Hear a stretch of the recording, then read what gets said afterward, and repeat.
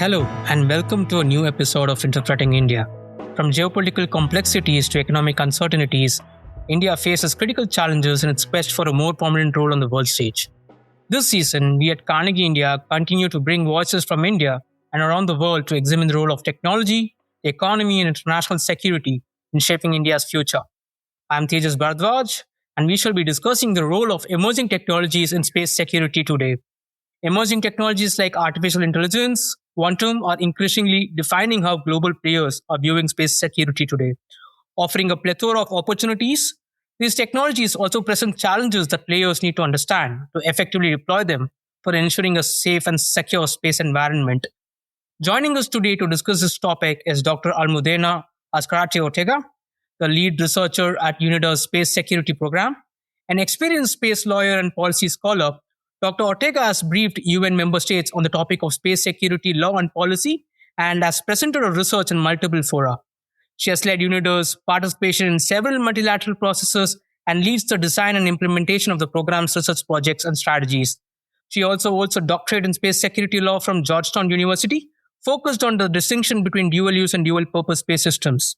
She also holds an LLM in national security law from the same institution, where she was awarded for distinguished academic performance in her program. Notably, last year, Dr. Ortega co-authored a UNIDA report titled Visionary versus Reactionary, the Future of Space Security in the Age of Artificial Intelligence. For the listeners, do feel free to read it at your own convenience. Dr. Ortega, welcome to the Interpreting India podcast. Thank you very much for having me. It's a pleasure to be here. Sure. Thank you. Thanks for joining us. And before we open to specific questions, I would like you to expand upon the basic concepts for our wide listeners here. So how do you define space security, and how does AI change this definition of space security in the current age? That is an excellent question. It's important to know that in the multilateral context, we deal with space issues in two different main groups of discussion. So there is the group that discusses the peaceful uses of outer space, which is based primarily in Vienna, and COPIUS, the Committee on the Peaceful Uses of Outer Space. And they can discuss things that might seem like security to a layperson. They can discuss things like space debris or, the dangers that certain natural hazards such as solar radiation might pose to space assets. But we do not consider those things to be space security per se. What we consider to be space security are the things that we discuss in fora such as the Conference on Disarmament, the First Committee of the UN General Assembly, or the Disarmament Commission. In this sense, security is concerned with the relationship between space objects and also the maintenance of peace and security, disarmament, and including the prevention of an arms race in outer space. Prevention of an arms race in outer space, or PAROS, is the agenda item, so to say, under which we discuss space security issues at the United Nations. So in this sense, space security is distinct from safety. So from the things that people discuss at COPIUS, this initial forum in Vienna that I mentioned. And even though the two are directly interrelated, when we're talking about safety, we're talking more about hazards or risks, non-intentional human action that can lead to those hazards. But there is no intention by humans to disrupt, deny, destroy space systems or the services that they provide. Whereas when we talk about space security, there is that intentionality component. So essentially, we're talking about measures designed to prevent deliberate harms when we're trying to ensure space security. And threats to space security are those actions that precisely seek to deliberately harm, deny, destroy space systems and the services. So in space security, we talk more about threats and how to mitigate them. And in the peaceful uses of outer space, we talk more about risks or hazards. That being said, these are not necessarily universal definitions, because obviously the word risk does have connotations that are important to disarmament and security discussions. Like, for example, you might be familiar with nuclear risk reduction. But I think this is a helpful way to understand the separation. And AI is relatively a new topic when it comes to multilateral space security discussions, but it's not necessarily super new when it comes to space systems themselves. AI provides many opportunities, and I'm sure that we will be talking about some of them here today. But obviously, the integration of new technologies into space systems can also present challenges, and it's why it's really important to understand how that new technology, in this case AI, works, and how humans can best profit from it without having to endure potential dangers. And if we are faced with specific threats from AI usage, then we have to know how we can be able to mitigate them and eventually to eliminate them to the best of our ability. So a bit general in that sense for now, but I'm sure we're going to get a little bit more into the detail as we continue with the discussion, but happy to expand on any point. Thanks, Dr. Ortega. And in fact, like you rightly said, the interrelated concepts of space safety, space security, and space sustainability, although kind of mutually kind of interrelated, they have their own definitions and they have their own characteristics. Like you rightly said, the intentional aspect that delineates space security from other aspects like space safety and sustainability is really kind of clearly articulated there. And the point that you mentioned that, right now we don't have a lot of international activities that are happening on space. How do you kind of feel the opportunity of AI in the space domain awareness architecture? Can you just expand on that? Sure, absolutely. Well, first of all, thank you for mentioning the lexicon. This is a tool that we developed in collaboration with the Secure World Foundation. I believe you had Victoria Sampson in a previous podcast episode. So she was the other co-editor of this project. And it's so important to build common understanding around these issues, right? And AI, specifically because it's so new, there are so many unknowns about it. It's important to start gathering common understanding about how its integration with space systems works. So AI does provide many opportunities in terms of situational awareness, for example.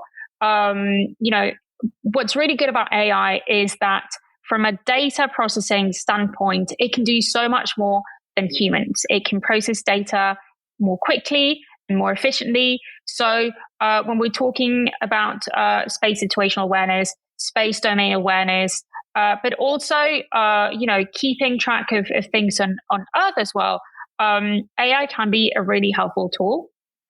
And for many years, it has been slowly integrated into space systems. I want to say since probably the late 90s, different types of AI have been slowly being integrated into space systems and operations, precisely because of that data analysis and data processing capability that AI has, that humans, I wouldn't say do not have, but it would take humans a lot more time to carry out. So in that sense, it's really important. I have a couple of examples, even considering space domain or space situational awareness, but also beyond. So if I may give a few in the context of more space domain awareness, or related fields,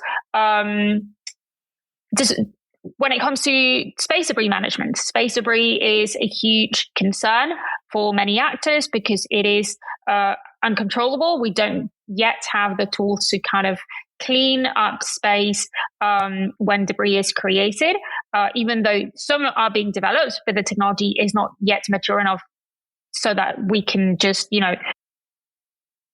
create space debris and not worry about it, essentially.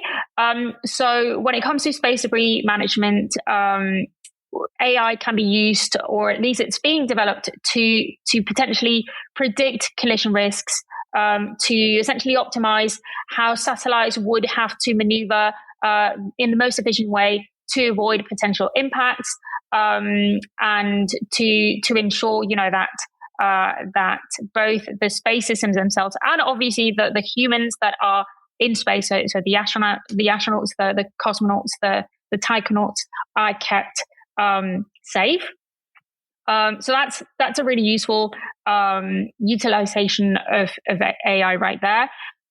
Also, when it comes to planning, spacecraft operations as well, onboard AI systems can also enable spacecraft to prioritize certain missions, whether it's scientific endeavors or whatever, to schedule their own functions to ensure that they can focus on those missions specifically without necessarily having human input 24/7.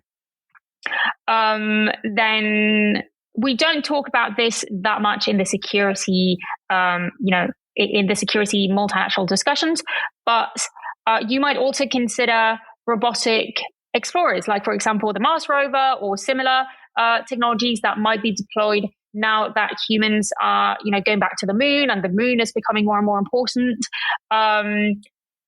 Semi-autonomous navigation systems, in that sense, can be really, really useful to help those robotic explorers plan routes, analyze terrain, avoid obstacles, that sort of thing. So AI can really help them do that in real time, again, without the need of having human input 24/7. And then I also mentioned the use of AI in space for, operations on Earth, or for sustainability or security on Earth as well, because Earth observation obviously is a big part of space activities. In fact, emerging spacefaring actors, one of the first satellites that they will launch when they, start their own spacefaring journey is Earth observation. AI can actually be really useful when combined with that Earth observation, because it can aid again with processing data, in this case images, to monitor whatever is being tracked on Earth. That may be environmental changes, that could be crops, that could be deforestation, natural disaster, whatever. So in that sense, it can be really useful, and it can help decision making on Earth as well. Then from a military or from a more security perspective, that Earth observation also has applications related to, ISR, or intelligence, reconnaissance and surveillance. And so AI can also help optimize that. It can also help gather or analyze data more efficiently for the purposes of threat detection, strategic planning, that sort of thing. So AI is definitely very useful in both for civilian and military applications. But of course, it has its challenges as well. It's not a foolproof technology, and I'm sure we'll talk about those in a bit as well. Dr. Ortega, thank you very much. I think from, finding the needle in the haystack, as they would say, finding the right data that needs to be relayed, reducing latency, through its computing, and also predictive maintenance, inventory management, autonomous systems and on celestial bodies. Right? They're all really useful opportunities that AI presents. I just would like to pivot more on the warfare front. We have seen instances of autonomous activities, instances of dogfighting maneuvers, and also rendezvous and proximity operations. We don't need to name any states here, but these kind of instances that are being witnessed in outer space are quite concerning. How much has AI fueled these kind of actions, or how much AI has been a proponent or a driver towards these kind of activities? Can you just elaborate a little bit on that, if possible? That's a good question. Thank you for that. Well, first of all, I think there is sometimes misunderstanding or, not accurate understanding about how space operations happen in orbit. I personally don't really like the term dogfighting because it sounds a little bit sci-fi. When I hear it, I think of Star Wars and, like X-Wings fighting TIE fighters moving really fast. against one another and shooting at one another. That doesn't really happen in space. I don't know if technology will be evolved enough down the line that it will be able to happen, but as of right now, movements in space are generally really predictable. They are generally slow. Depending on the orbit, they can take days. So dogfighting, I don't think is a really accurate term. And when we use those type of terms, I think that also serves as a potential driver of escalation. So I think we have to be really careful with the terms that we use, because they can also trigger reactions from rivals, from near peer competitors. So in that sense, it's important to be careful and to be precise. And that's one of the goals of projects like the lexicon that we've developed to shed some light on the importance of language. Then, as to your question more specifically, as I said before, AI hasn't yet been a huge topic of discussion in multilateral fora, even though we are seeing, and when I say it hasn't been a topic in multilateral fora, I mean in relation to space, because as you may know, the UN is also discussing AI specifically in its own AI dedicated groups. But when it comes to space security, the topic of AI hasn't come up as frequently. At the regional and national levels, we have seen states, prioritizing this issue, but again, not necessarily merging the two fields. So, for example, we have the EU AI Act, which doesn't really take space into account, and we of course have different states which are starting to consider AI legislation or AI, mechanisms that they can implement at the domestic level. That being said, from a security perspective, there are of course concerns, and I don't know if you're familiar with the concept of black box. So black box essentially, in relation to AI systems, it means that we know what is being put in the AI, so what information we're giving the AI, and we know the information that the AI is giving us. So think, for example, of generative AI tools like ChatGPT or Claude. Like, the prompt that you put in, the response that you get, but you don't necessarily understand the thought process that goes on within the AI system itself. So that decision-making process that happens at the internal level of the AI system is kind of very difficult to understand for us humans. And, that entails an inherent lack of transparency, which can make AI seem untrustworthy. Especially at a time where, we have a lot of geopolitical tension right now, and space operations are already kind of like very intransparent in many respects. So when you add AI, it adds an additional level of lack of transparency, which can be concerning for some. The fact that you rightly said that we have to be really careful in the kind of terminologies that we are using, right, to start off with, and kind of ensure that these kind of terminologies don't lead to escalations or, differing perceptions. That was really useful.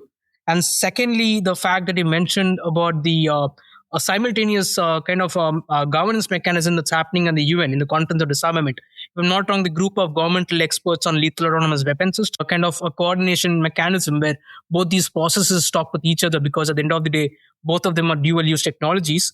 It was kind of useful to also know the aspect that you mentioned on the black box nature of AI, right? We as humans, we are increasingly finding it difficult to do collision avoidance maneuvers or assessments, right? For the reason being, that they're very overwhelming, and that is the reason to kind of to kind of operationalize it or make it more efficient. We kind of use AI, but again, AI as is black box algorithm, the risks, right? And what if in future AI leads to a collision avoidance decision, right? or are there any other kind of escalations that AI leads to? So how are the countries currently, or users of AI addressing these challenges, right? How much kind of how much kind of percentage that we have, right? How much should we rely on AI, and how much humans should have that intuition or decision making? How do you address these challenges? This is what I would like to firstly expand upon. And the second thing I would like to kind of also expand upon is on the role of generative AI. But yeah, would first would love to hear your thoughts on the black box nature, the challenges it poses. So that is a really tricky question, and I don't know if I have an answer for you, to be honest. I think different states have different views on how to address the challenges of AI. Again, when it comes to space specifically, there hasn't been that much of a discussion specifically on AI. Although, as you may know, we're going to be having the third and fourth sessions of the open-ended working group on PAROS in all its aspects this year. And I would expect that AI might be mentioned. I don't necessarily think that it's going to be a primary topic of discussion, but some non-kinetic threats, which AI can certainly, be considered or be considered adjacent to, they definitely have taken priority over the years. So technologies such as cyber, electromagnetic threats like jamming and spoofing, those things are becoming increasingly a priority. Or specific conducts and actions that space technologies can take, such as rendezvous and proximity operations. Those are becoming a key point of focus for many states. And of course, AI can be integrated or can be involved in carrying out those actions. So AI in and of itself, I don't necessarily think it is a threat. You mentioned dual use. It's a tool that is being used for a lot of civilian applications. It's a tool, as I mentioned, that also has significant military applications, but it's not necessarily aggressive in nature. That being said, it could potentially be repurposed in the context of the use of certain space technologies to be used as a counter space capability, even, or to maybe not the AI itself, but the AI could be repurposed to cause the space system where it's integrated to be used as a weapon, if that makes sense. So, for example, if you tamper with an AI system that manages or that contributes to the management of a satellite that's capable of carrying out maneuvering actions, such as RPO, you could feed it, incorrect data and cause the satellite to veer off from its intended task. So instead of avoiding a collision through maneuvering, you could cause it to place itself in the trajectory of the debris that it's trying to avoid, or you could even cause it to maneuver to collide against another satellite, right? So the AI has been repurposed so that the satellite can be used as a weapon, can be used in another capacity different than what it was designed to do. And so we don't necessarily have examples of this has happened in this context, or a state or a commercial entity has done this on this date. I don't have that data to give you. That is, mostly speculative to a certain degree. But the danger is there, and states acknowledge that this is a possibility. So this dual purpose danger is something that states are scared of more generally, but AI obviously adds an extra degree of complexity, if you will. And then if you think about it, if we're talking about damage more specifically, what if there is damage being caused on Earth or in space due to the malfunction of AI, especially if that malfunction has been caused intentionally by a rival or a bad actor or however you want to call it. So under the liability convention, you obviously have a absolute liability regime that applies to damages happening on Earth or at sea or in the airspace. So that perhaps would be a little bit easier to solve. But when it comes to space, the liability regime that applies is a fault-based liability. And when you have a space object where there are so many stakeholders involved in its functioning, it can be difficult to attribute that who is essentially liable here. Is it the so there are many ways to attribute jurisdiction, but it's not necessarily super straightforward. So again, adding the AI component could add an additional layer of complexity, because what if the AI is operated by a different entity than the operator of the satellite itself, etc. So those complications, again, blur things a little bit, make them a little bit less transparent than perhaps many would like. And this added lack of transparency can really contribute to escalation. It can contribute to an undesirable security dilemma. So yeah, AI definitely brings a lot of interesting topics, or at least heightens existing topics. And at this stage, I don't necessarily see the international community, focusing necessarily a lot on AI and space. They have a lot, obviously, to address. There are so many concerns, but so far AI has not been a top priority, although I would expect that it becomes increasingly one as discussions continue and as the technology itself also continues to develop. Thank you, Dr. Ortega. You kind of rightly mentioned about the novel aspects like a data poisoning, right? If that's what you were rightly mentioning, that these kind of instances have not happened yet, or there have not been instances that you can kind of suggest that have happened. This kind of takes us to the approach whether to be reactionary or precautionary, right? That's what your report earlier talked about, right? So do we really have to wait until these kind of risks emanate, or countries should be precautionary?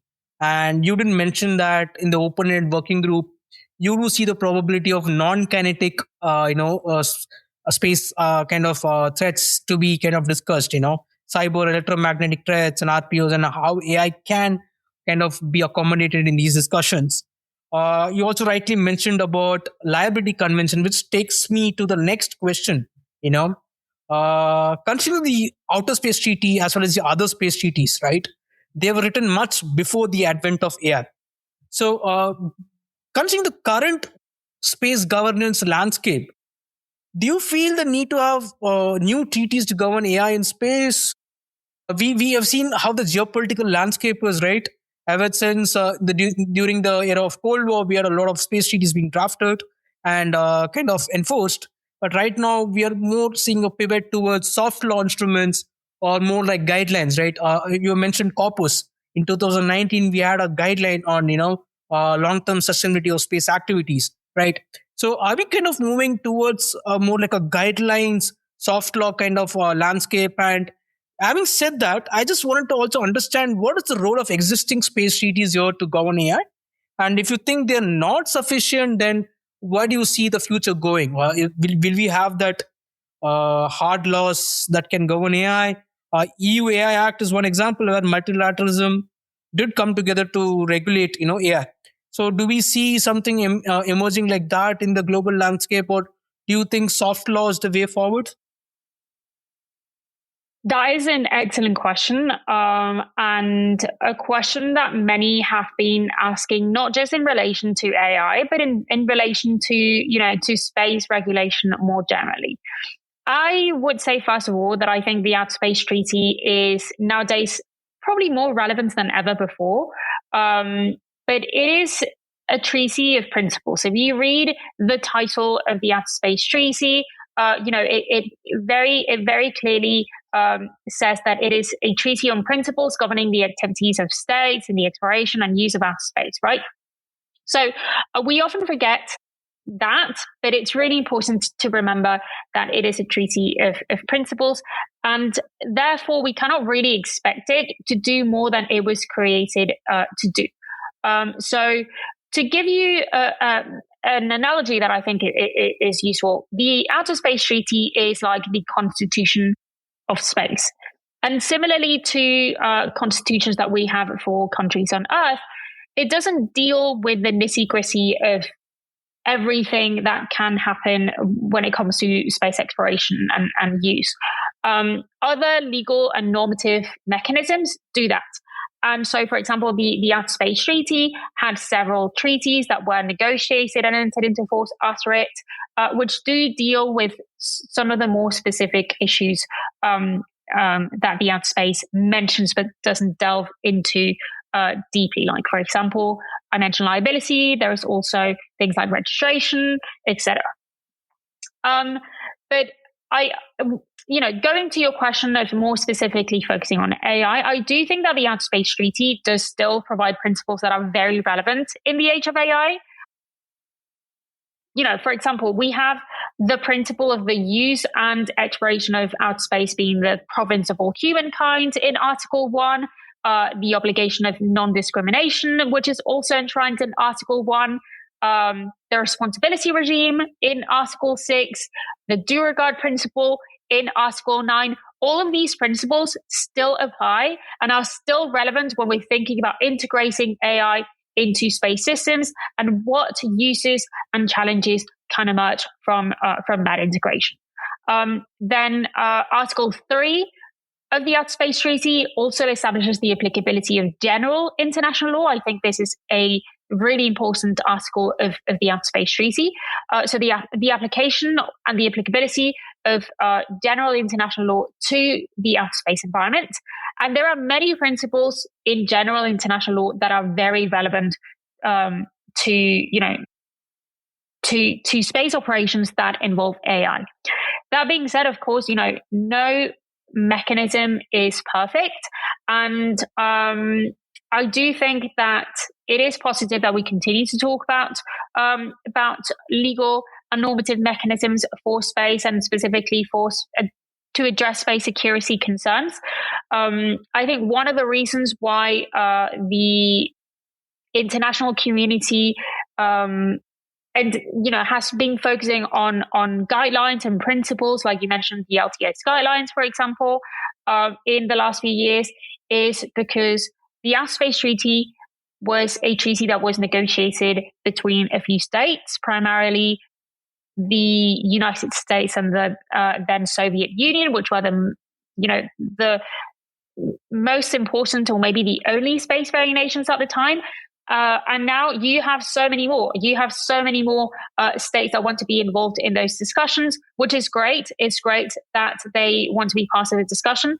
But, the consequences of that are that it's easier to agree on something between two parties, and it's harder to have 193 agree to a similar mechanism. So that's part of it. The geopolitical climate also, which is pretty tense at the moment, doesn't help. So that's why there are many actors who perceive non-legally binding measures as potentially more useful at this point in time. That being said, non-legally binding mechanisms and legally binding mechanisms, they fulfill different functions, and they are not incompatible. Both of them can be negotiated at the same time, or one can be used to help pave the way for the other, or to clarify what the other means. So, for example, the Outer Space Treaty came to be as a result of the negotiation before the Outer Space Treaty was negotiated. Two UN General Assembly resolutions were negotiated, and then those two General Assembly resolutions eventually became the Outer Space Treaty that we know nowadays. Similarly, some non-legally binding mechanisms, like the one you mentioned, the long-term sustainability guidelines, help interpret the principles that are already enshrined in the Outer Space Treaty. So as you can see, there is a lot of compatibility with, in between the existing measures. And that's something that we have to keep in mind as we continue to negotiate or to think about new mechanisms, that we're not starting from scratch. We don't have to reinvent the wheel. Even if AI is a very novel technology, we already have a robust legal and normative framework upon which we can rely. So again, AI is not an exception to that. You mentioned that reactionary or that visionary rule-making process. I think that when it comes to new technologies, especially those that develop really fast, and I think AI is a clear example of this, it is inevitable that there is going to be a certain amount of reaction because technology always advances faster than law and policy. But you can be pretty visionary as well to a certain degree. And the Outer Space Treaty is an example of a visionary treaty. The negotiators didn't know that commercial actors were going to have such a huge role to play in space activities. And now they make up 80% of the space economy. They thought that states were going to be kind of like the main characters of space activities, and yet they included that Article 6. They mention non-governmental space actors. So that can also be replicated with AI as well. But you have to remain flexible when it comes to these new technologies and know that there is not going to be any single mechanism that is going to address all of your concerns forever and ever. You will always have to continue to adapt with new mechanisms, with new ideas. So that flexibility is important as well. Thank you, Dr. Ortega. You kind of, I believe you're proposing hybrid kind of a mechanism where you make the best use of things that are available around the world, right? Rather than relying on one single mechanism. And that's a very useful proposition that you're putting forward. Talking about new propositions, you do see in the AI world, a lot of countries are coming up with those institutes to foster some kind of transparency and confidence building, at least to test AI models, being deployed in space to see how these models are behaving. Sharing the results and, the results between, countries through international networks. That's something that has already been envisaged, if I'm not wrong. Talking specifically about, instruments, we did see US and a lot of other countries coming up with UNGA resolutions not to commit direct ascent anti-satellite tests in the past, right? We have seen those kind of instruments come up. But quite specifically to the arena of conference on disarmament, we've not seen any kind of political instruments, let alone, legal instruments come up in the last few years, right? I can go back to the previous open-ended working group on reducing space-based threats as also, right? We have not seen that political appetite. So given the current geopolitical will and appetite to have, any kind of binding or even non-binding political instruments, where do you see the future of space security governance go? Do you feel that multilaterally it's going to remain fragmented, which will then force countries to look at a hybrid architecture? Or do you see some kind of optimism there? Because you do track at UNIDER these multilateral processes quite intensively, right? That's my question. Yeah.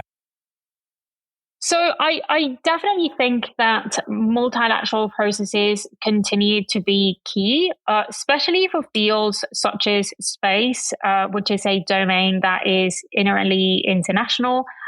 So having those multilateral fora that address these concerns continues to be so essential.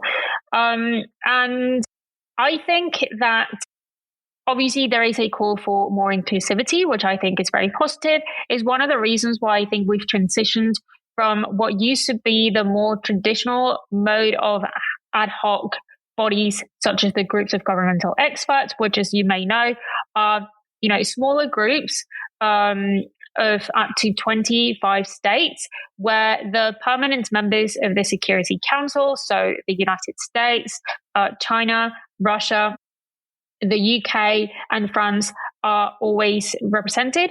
But then the remaining states, they are selected on the basis of diversity. So it is a diversely relevant group that, of course, many are left outside of the room.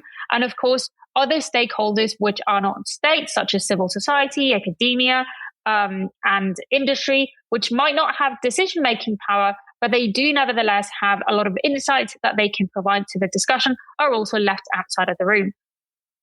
And while the GDE model has its advantages, the lack of inclusivity is one of its major disadvantages.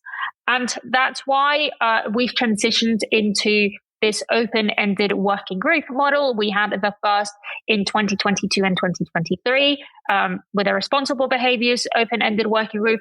And now we're having that open-ended working group on powers and arts aspects. And the inclusive aspect of it, the fact that every state can participate, is definitely a big advantage and something that states have really been in favor of. So that's great. You mentioned the Conference on Disarmament, but the Conference on Disarmament is also a body where not every single member state of the United Nations is represented, right? So it also presents, it's bigger certainly than those close groups of governmental experts, but it's not as big as the General Assembly itself. It's not as big as those ad hoc open-ended working groups can be. So I think that willingness to shift to a more inclusive process is indicative of the fact that these discussions continue to be really important, and that all states consider space to be an issue of priority, even states that are not necessarily spacefaring themselves, because they realize that even though they are not spacefaring, they are nevertheless stakeholders when it comes to space. Everybody is a stakeholder. You and I are stakeholders when it comes to space. And then again, the non-governmental entities that also get to participate in these processes, again, they do not have sovereign power, obviously, so they don't have that decision-making ability that states do. But it's very positive that they are part of the conversation, because they oftentimes have a lot more know-how or a lot more context that states maybe lack to a certain degree. So having that added perspective provides useful information that allows states to ultimately make more informed, policy and lawmaking decisions, which is eventually the goal. That being said, again, I reiterate, I do think multilateralism in this sense continues to be very important, even though we are in a geopolitically tense environment right now, perhaps even more so because it is a geopolitically tense time. That being said, also, states can continue to talk about these issues at the regional level. This can help, the regional discussions can help to have greater cohesion, even if it's not consensus or uniformity about opinions, because regions are themselves very diverse. Having that cohesion, knowing what other states within your region think about these issues, can be really useful when you then go to the multilateral fora to discuss these same issues, because otherwise your voice, especially if you're not one of the biggest states, can get a little bit lost in the discussion. So discussions at the regional level are also really important. And of course, then it's states that have to implement those decisions, those recommendations, those international laws, whatever, that states make at the multilateral level. They have to be implemented at the domestic level. So having those discussions internally between the different departments of a government, within also between the different stakeholders at the national level, is also important and relevant as well. So as you can see, once again, perhaps the best approach is a bit of a mix. I don't think there is a be all end all solution for your question here. Thanks, Dr. Ortega. You clearly kind of mentioned the point on inclusivity. I would like to stress upon that. If you see AI, especially, a lot of innovation is with the private sector, right?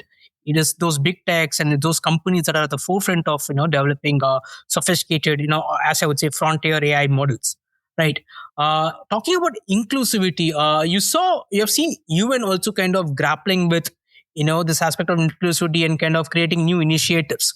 We saw the UN Space Depot kind of engagements on the space security policy aspects in different countries and different regions. That is one. But apart from that, is there any willingness from UNIDER or, the conference, UN Conference on Disarmament to kind of involve private sector? Are you looking at any new dialogues or any forums? Just wanted to, understand or, know from you. Thank you for that question, and thank you also for mentioning the Space Security Portal, which it's a tool that's available to everyone and anyone, and in a way, it serves as a form of transparency and confidence building, because it puts all of the policies on space security issues from different states in one sole portal, which makes them more easy to access, which states have found convenient. Then, in terms of engagement with industry at UNIDER, we have definitely been engaging with industry as well as with other stakeholders like academia and civil society for quite a while. Specifically with industry, we have had, if I'm not mistaken, since I joined in 2021, 3 workshops with industry.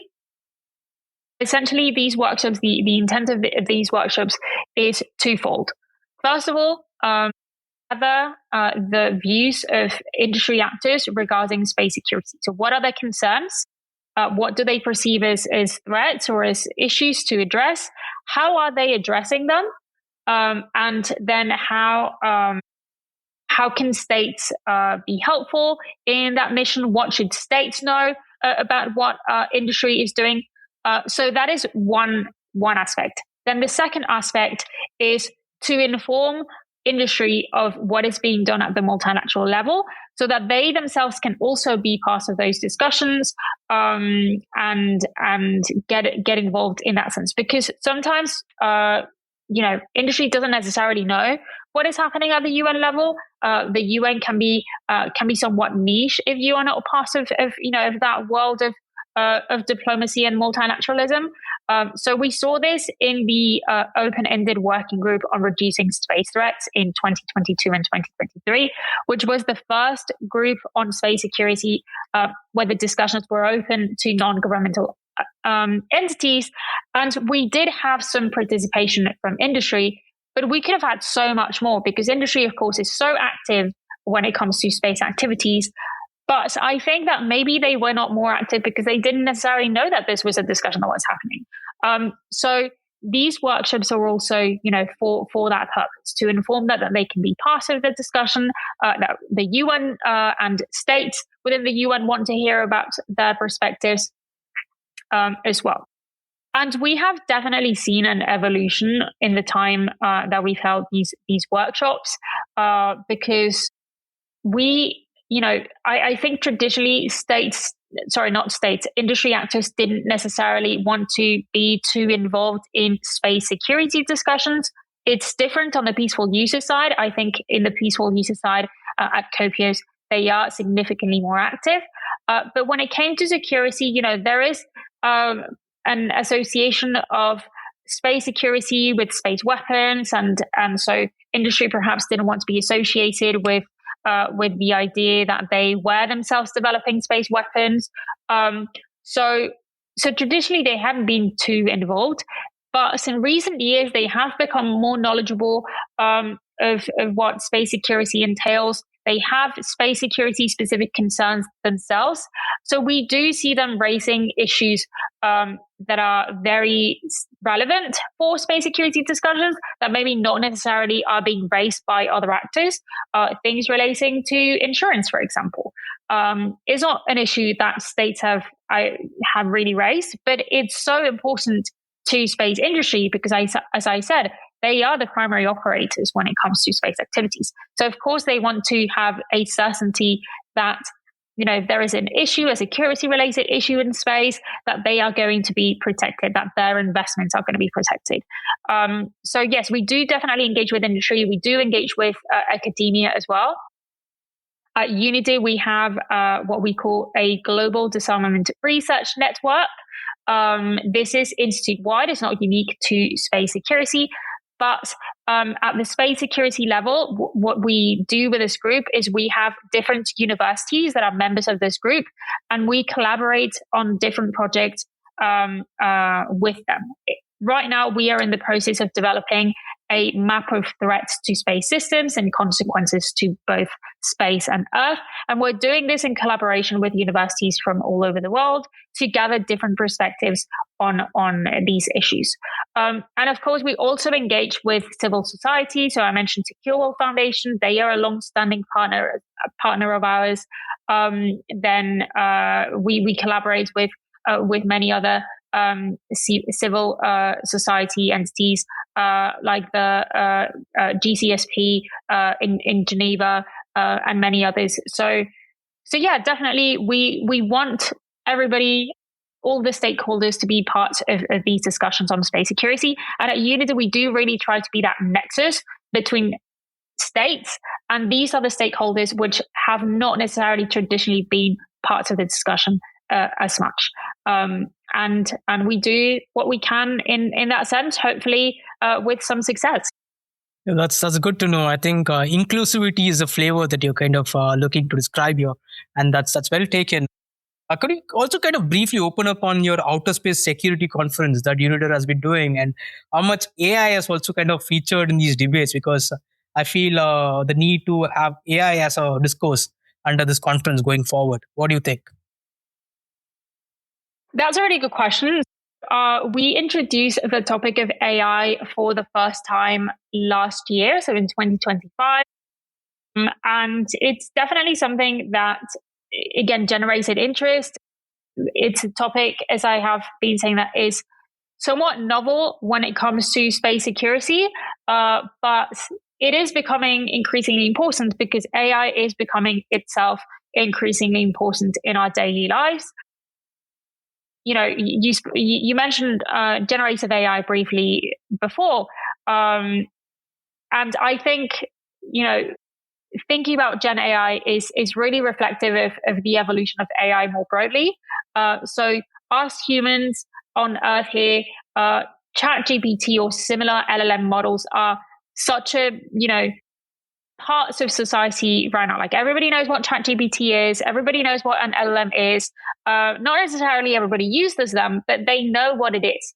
And in 2023, this was completely new. I think 2023 was the year that ChatGPT specifically was launched.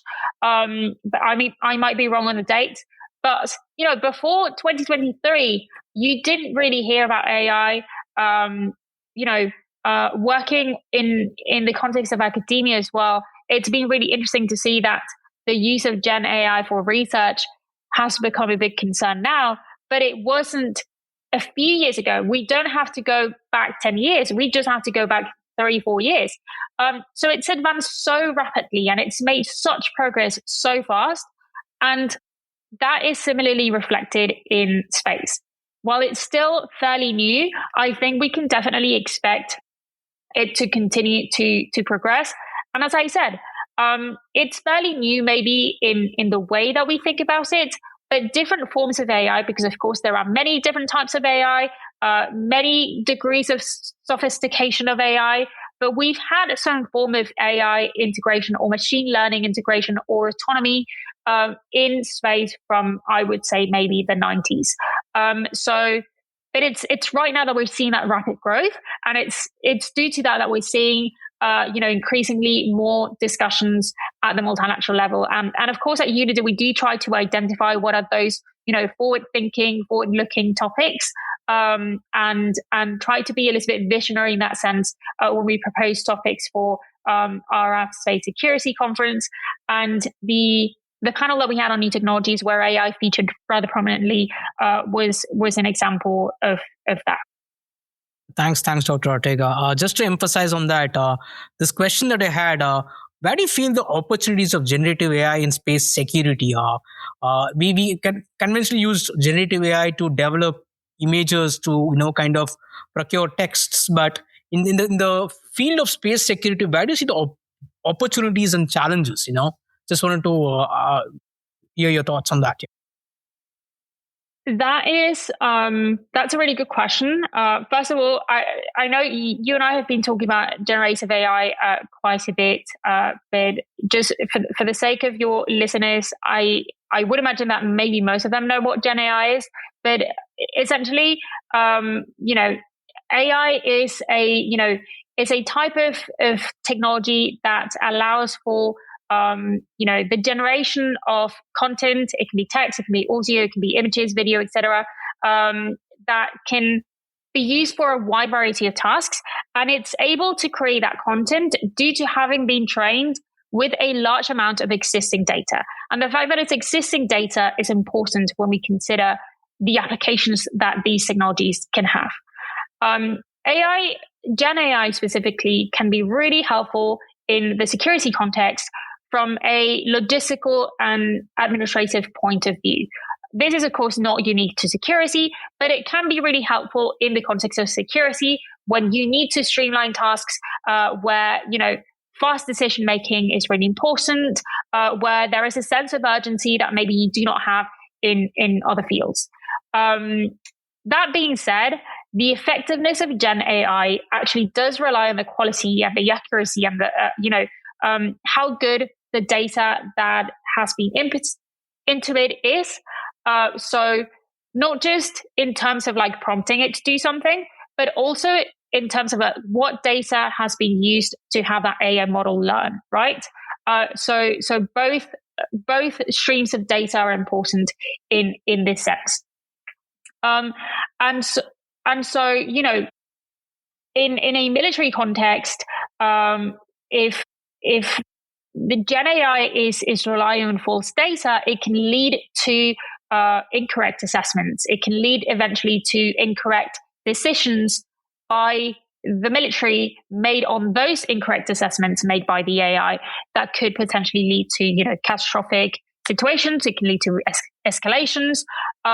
So I don't think that Gen AI in that sense is advanced enough that humans can blindly trust. So you will probably have heard in the context of ChatGPT and other similar LLM models that, AI hallucinates, AI has inherent biases to it. And that's also important in the context of the use of Gen AI for security. Then for space situational awareness, Gen AI can also be useful. It can, again, provide assistance for fast decision-making during, space operations by producing analysis on that situational data. Again, it can analyze data much faster than humans can, but again, it has that drawback that Gen AI produces content on the basis of the information that it already has. So it doesn't have the creativity that humans have. Maybe it will at some point. I hesitate to think that it will, because it is, after all, a machine. It's not alive. But as of right now, it can only act on the basis of what it knows. It cannot improvise in a way that a human can. So in a fast-paced, tense situation, like a collision avoidance, I don't know, some form of tense situation in space, an AI might not be able to on its own kind of like diffuse that tension. It might still need a human at least on the loop, but probably even in the loop. So the difference between on and in is that human in the loop is like very much part of every part of the decision-making process and the data processing that the AI does. Whereas on the loop, it means like a more kind of like a little bit more removed type of oversight, but it's still a form of oversight. So I do think that when it comes to space operations and specifically security-related issues, there is still that need for having a human on or in the loop, especially when these things can lead to escalation, especially when these things can lead to concerns about the attribution of responsibility, liability that we were talking about before. So yes, Gen AI specifically offers certain opportunities, of course, but we have to be cautious and we have to be responsible how we use it. We have to consider, the ethical considerations around its use as well. Thanks, Dr. Ortega. You kind of rightly summarized the entire AI, the usage of AI in the space security landscape. Since you're now done with AI, I just would like to open up the floor to this new phenomena that's coming in technology and also a bit on space security landscape. That's quantum. What are your thoughts on quantum? The emergence of quantum. That's also an emerging tech. Where do you see that kind of affecting, I would say, impacting the space security landscape? So I'm going to be completely honest with you.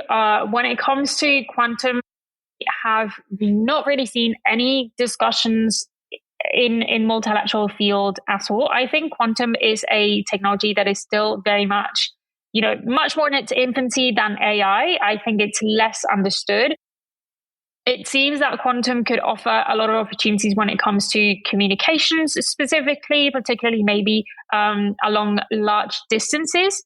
It seems to a certain degree to have a bit of a science fiction component to it, considering that the current capabilities that we have. So it could perhaps become a little bit more, a little bit more relevant in the future. But again, as of right now, it's not something that has been addressed in any shape or form by states in multilateral fora or by other stakeholders. But I could envision it being perhaps a little bit more relevant, especially once AI discussions become a little bit more mainstream, and we slowly but surely start to think about space security and these new technologies, the application of existing mechanisms to these new technologies, and how we can best create new mechanisms to address these. I myself am not a technical expert, so I can't really tell you a lot about how, the inner workings of quantum technology, because I don't really know about them myself.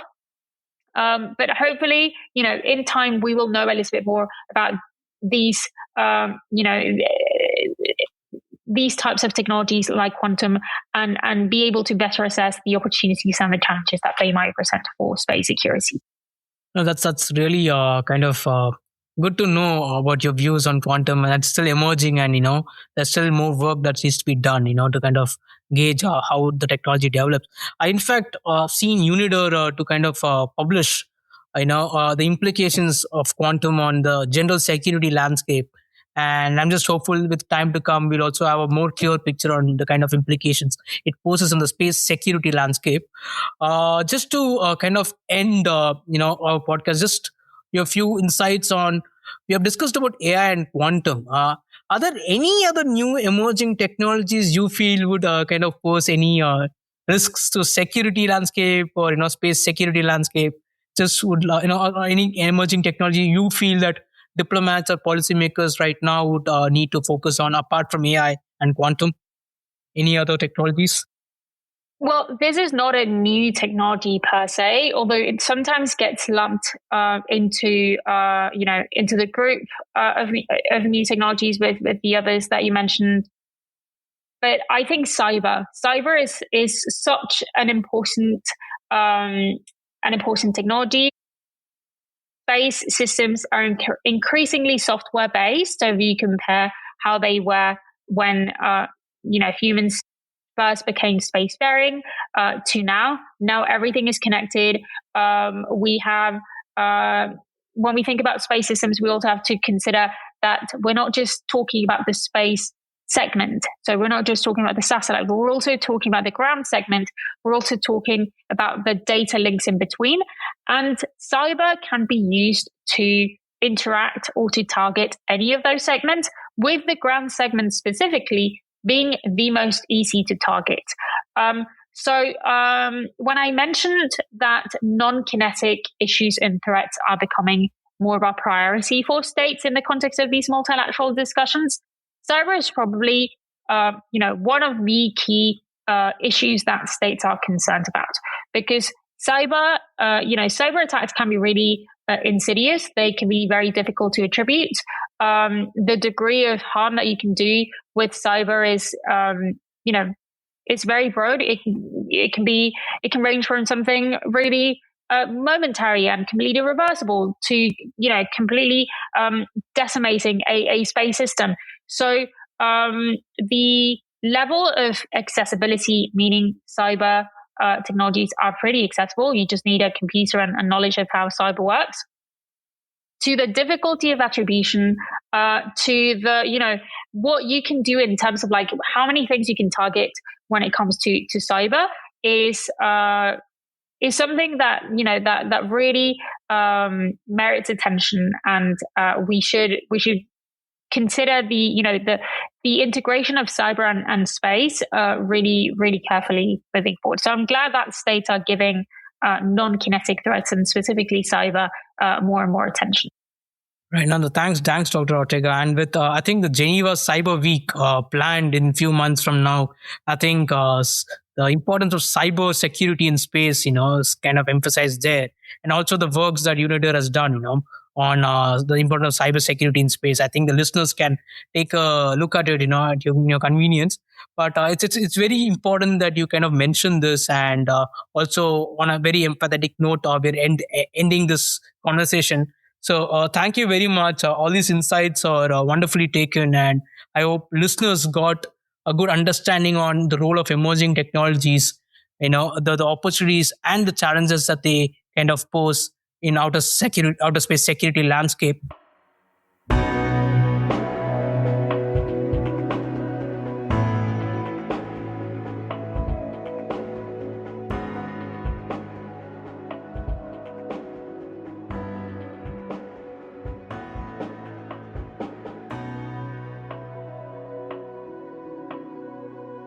So we'll be back in 2 weeks with a new episode. To make sure you don't miss it, be sure to subscribe on Apple Podcast, Spotify, Stitcher, or wherever you get your podcast from. To learn more about our research and team, you can visit us at carnegieindia.org. You can also find us on social media on X, Facebook, and Instagram. Thank you for listening. See you next time.